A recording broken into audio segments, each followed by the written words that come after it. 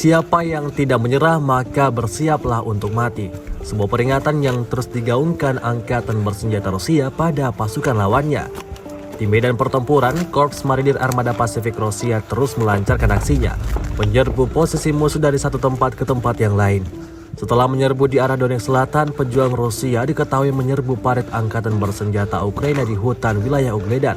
Hasilnya luar biasa. Sejumlah mayat tentara Ukraina berhamburan di dalam parit mereka sendiri, seperti yang terlihat dalam rekaman.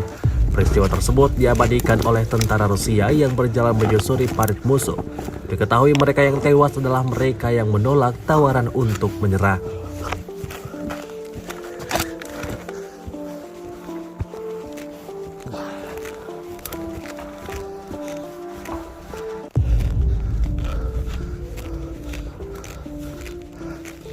Тут еще раз. Мина.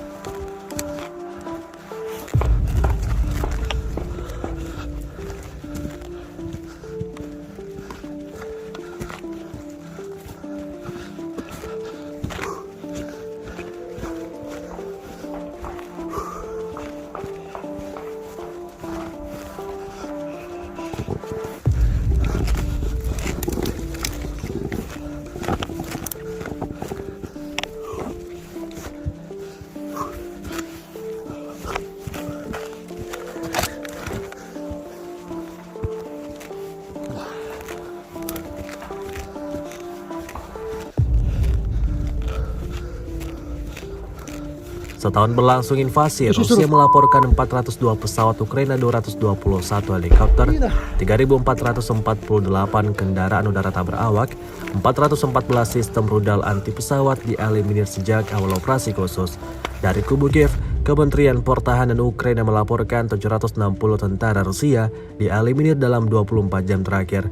Total 163.320 prajurit Rusia meninggal sejak awal konflik hingga hari ke-387.